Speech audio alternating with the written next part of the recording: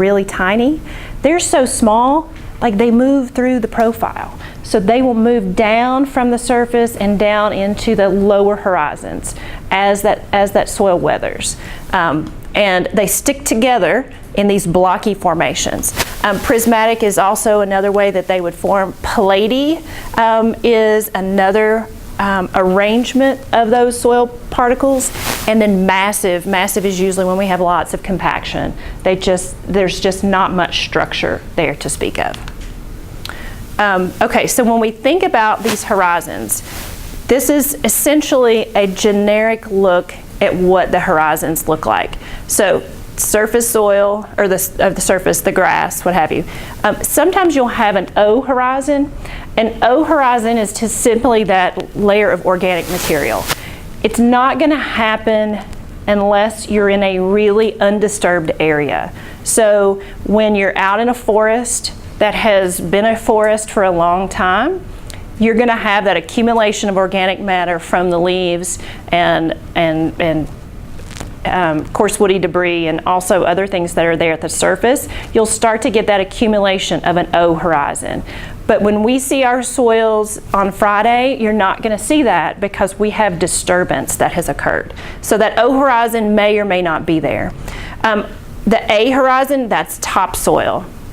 So often we just hear people talking about topsoil and subsoil. You can break it down as simply as that. The A horizon is simply that, so this would be a pretty deep A horizon. You see lots of roots in the A horizon from this grass, and darker soils there, mixing of the organic material in the underlying subsoil. In the B horizon, that's where we start to get accumulation of metals and nutrients in some cases, also accumulation of clays and clay particles.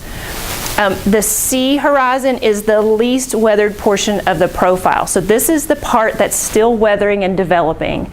So that's where the soil is still in the forming process, and below that you might even see somebody call it an R. That's where the bedrock is. That's that material that you talked about last week. And what is the predominant bedrock material of central bluegrass? Yes, limestone. And those limestone parent materials weather into soils with a fair amount of clay content in them. So that's why our soils look the way they do in central Kentucky. Well, in most of Kentucky as well. So that's the C. You might sometimes see an E horizon, but that's really getting in the weeds, so to speak, of soil taxonomy. Okay, let's talk about. I think I got time. We'll get through these. Okay, chemical characteristics. So you've maybe seen a graph or a chart that looks something like this. If you have a basic soils book, anybody, do y'all still use the Brady and Wheel textbook for soils? It is the best textbook that I know of for soils. And so they will talk some about how pH affects the availability of nutrients in the soil, and so pH does affect that. In Kentucky, we typically have fairly neutral soils, and that goes back to that limestone parent material. So it's fairly calcareous, so we've got that buffering capacity in there. We're going to have pHs around the neutral range. So neutral and pH is what number? 7. Right, so here's where we are. We may be 6.5 to 7. Some cases we may get down to 6 depending. It also is influenced, pH can be influenced by how we're managing our soil and what type of chemical fertilizers we may be adding. So this is going to determine how available these plant nutrients are. So N, P, and K, nitrogen, phosphorus, potassium, the big 3, those are the ones we're typically concerned with when we're growing any kind of crop, right? Is we want to make sure our plant can get the nutrient it needs. And so you might often hear about liming of soils and adding ag lime to a soil. And it's so that the pH gets closer to neutral so that the maximum amount of N, P, and K and some of the micronutrients are available. Also to hit on ion exchange, so on on the edges, the outside edges of clay particles, they're charged. So you might hear about cation exchange capacity and how a soil can make those things available or unavailable. And it's all related typically to the clay particles. And they have the ability to exchange these cations in the soil. So there's lots of fun soil chemistry that goes on there. And that's about as deep as we're going to get into soil chemistry for now.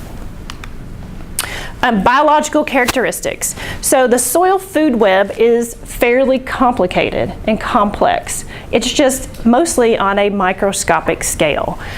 So we have plants and plant roots that are growing. We've got organic matter, residue, waste. We may even put compost back on the soil surface. That's feeding bacteria and fungi and even some nematodes. And so we've got these different trophic levels that are happening in the soil the soil food web. This is from a document called the Soil Biology Primer, and it's published by the Soil and Water Conservation Society. So there's lots of information that you can find just by searching soil organic matter, that kind of thing.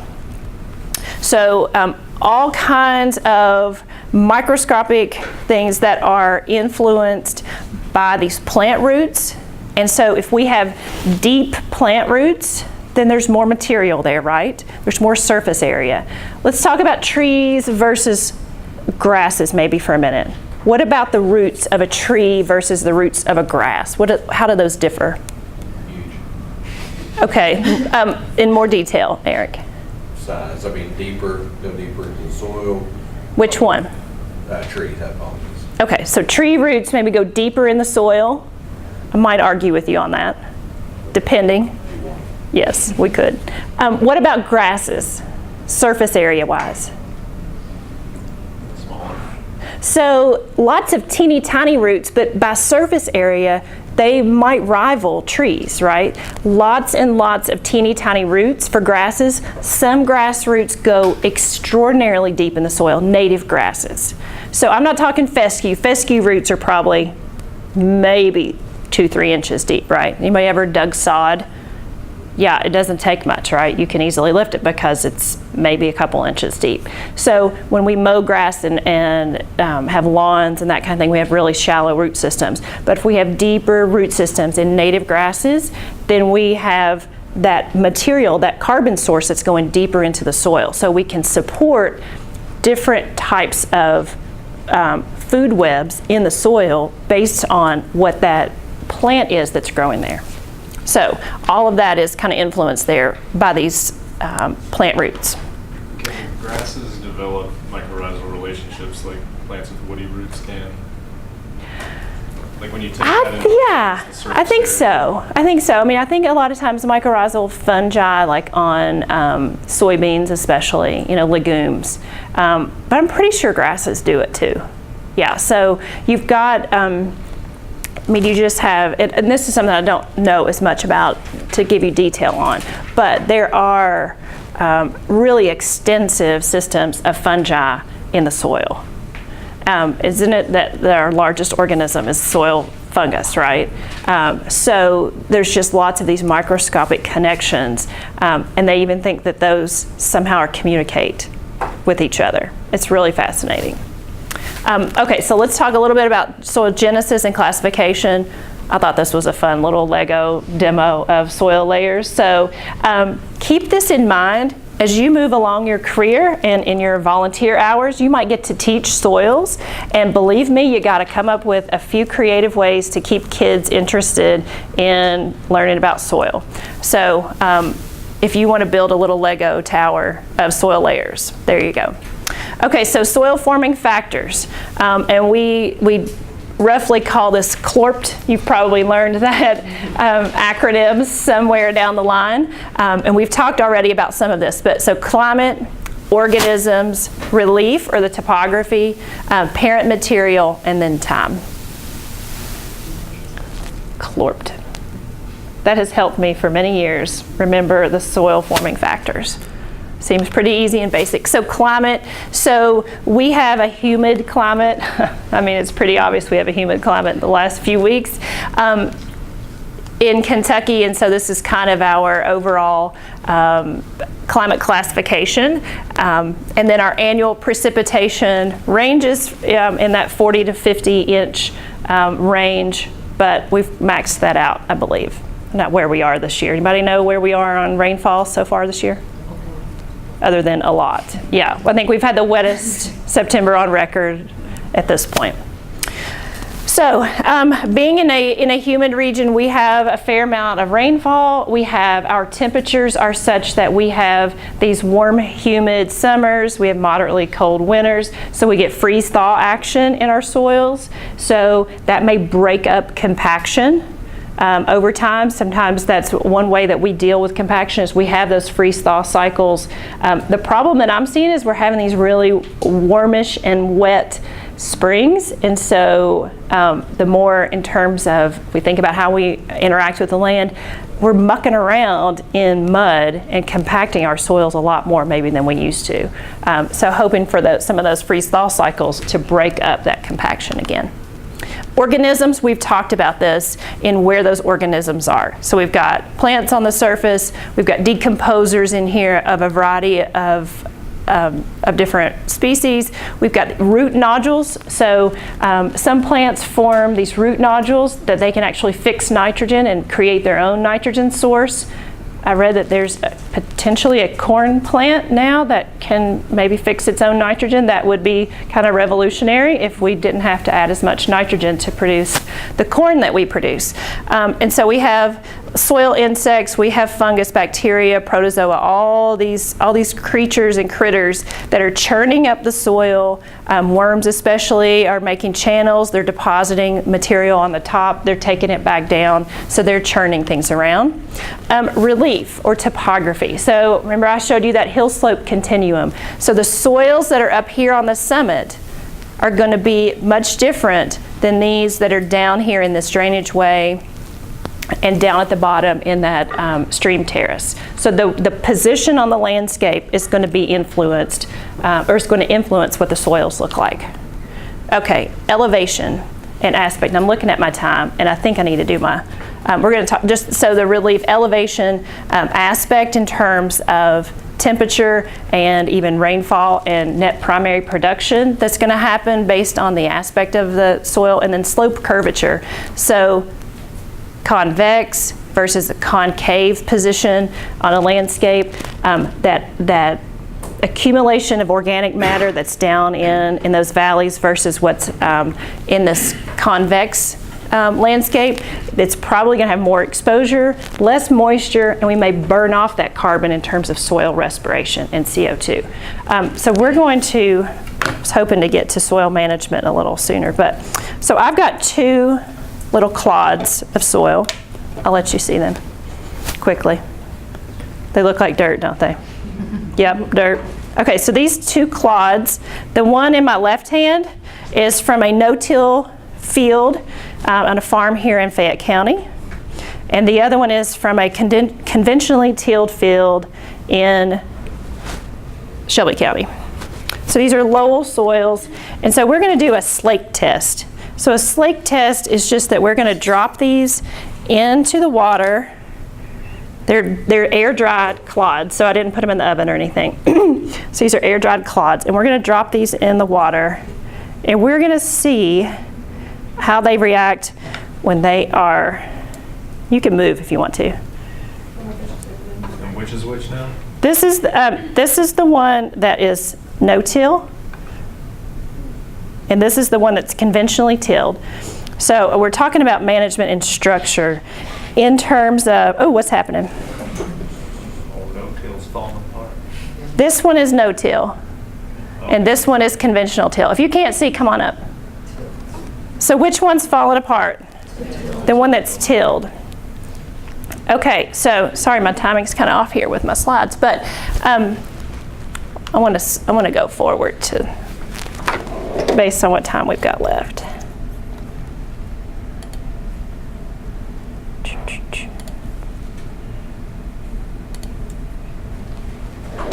Okay, so when we talk about soil biology and soil health, and you've maybe heard those terms before, we talk about how we manage soil. So kind of considering all the ways that soil's formed and how, I mean, we can't really influence much in terms of how soil's formed. Well, we can influence how we manage it. And so we have soils that are used differently and managed differently. And this soil is a no-till field. That means, and I've been to this farm, so Mr. James does not till his land.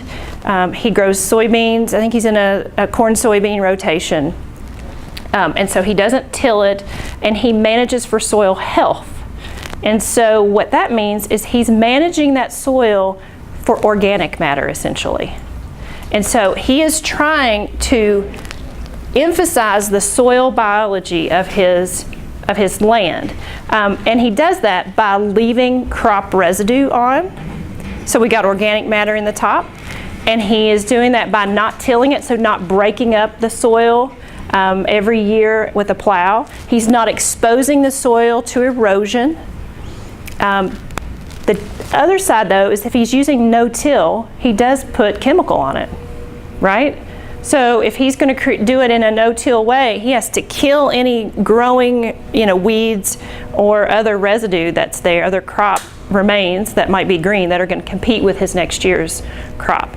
But he does this so that he can emphasize the aggregate formation. And so we did this little slake test because I wanted you to see how the conventionally tilled soil just kind of, when water gets back in there, it just pops those aggregates apart because it doesn't have the organic material, the root exudates, if you heard that, I think I say that right, exudates, that they're kind of like glues that roots exude out into the soil, and it holds the soil particles together, and it makes that soil more resilient to how we manage it and how we produce food in the way we do agriculture.